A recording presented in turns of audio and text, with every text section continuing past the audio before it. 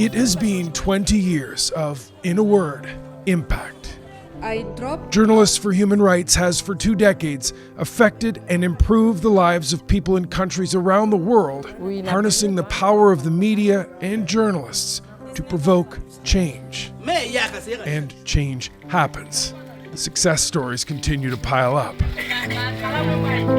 When a JHR-trained journalist reported on a Liberian hospital that had no doctors, the government moved in a new one. Thank you for sending us a doctor! This is the water that they drink. In Ghana, a JHR-trained journalist found what was making people in a village sick. This source of water is the reason why some of the children had developed infestations on their feet.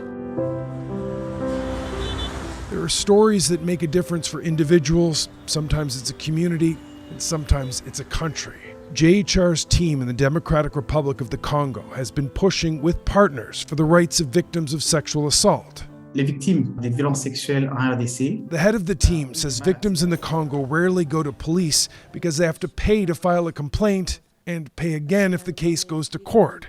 Well, there is now a new draft bill to waive those fees. That is no small victory. That is massive impact. That particular legislation is going to affect the lives of millions of people. And that's pretty powerful. Journalists for Human Rights was born 2 decades ago this year. 2 Canadians had returned home from internships in Western Africa, disillusioned by the human rights situation they saw. Alexandra Sicotte-Levesque was living in Montreal and remembers an idea that came almost like a dream. It was a bit strange. I just suddenly, I woke up one morning and I had this vision for this organization, how we would do it. We were young and idealistic and ambitious. The other half of the equation was Torontonian Ben Peterson. He says the 2 of them didn't have any experience, but they had passion and a belief. You can't have democracy, you can't have human rights without a really strong journalism community, and that journalism community needs to be supported. We really strongly believed in it, and it was very clear there was nothing to stop us. The idea wasn't to get journalists to push for change, but to get them to create an environment where change happens. Journalists report on issues, people talk, demand better, and decision makers have to act. The first project launched in Ghana. Of course, then, as now, fundraising was important. The first Night for Rights was over 20 years ago at Steam Whistle Brewery, and it was basically a keg party where we got 800 of our closest friends to show up, and we had a great party in the name of human rights in Africa. From that first year to today, JHR has now worked in more than 30 countries and trained more than 65,000 journalists. It also builds networks of journalists, sponsors programs, engages with civil society organizations, and tackles particular problems where it finds them. Il y a eu plusieurs arrestations des journalistes. The team leader in Tunisia says journalists in recent months have been arrested and assaulted. There, JHR is fighting for freedom of the press, while in Mali they're trying to fix the serious underrepresentation of female voices in the media. Only about 15% of journalists are women. So we are encouraging, promoting, work of female journalists in order to increase, the number of female journalists. One of JHR's strengths is its local teams. They're supported from Canada, but run by people on the ground from the community.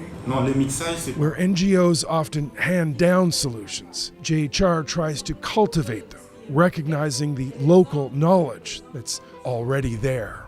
What is lacking is resources and the capacity building to unlock that change that is needed within those communities. That is where journalists for human rights comes into the game. We just want to find out. Now, if JHR's co-founders got the ball rolling, Rachel Pulfer kept it going and growing.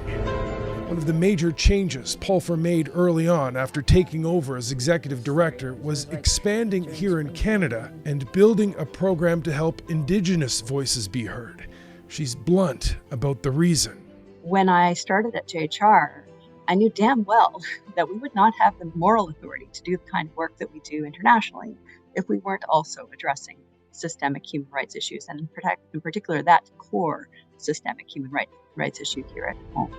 Journalists for Human Rights has also stepped up when needed for things it didn't see coming. It's created programs to fight disinformation during the pandemic, and when Afghanistan fell to the Taliban, JHR got people who were in danger out. They're at about 1,600 rescued and counting. And that work continues. That's going on right now. When you have one of those big round number anniversaries, like 20, it's hard not to look back. Well, what started literally in one of the founders' parents' basement is now working on 4 continents with a $10 million a year budget. There is a sense of pride in what it's become and accomplished, but there is also a drive to do more. Hello. The core idea behind JHR is as relevant today as it was 20 years ago. And unfortunately, I think it's going to be as relevant in another 20 years because democracy is something that you're always going to have to fight for. And JHR is there to do it. It's incredible and really inspirational to look forward and think, okay, if we were able to do that in the last 20 years, what does the next 20 years bring?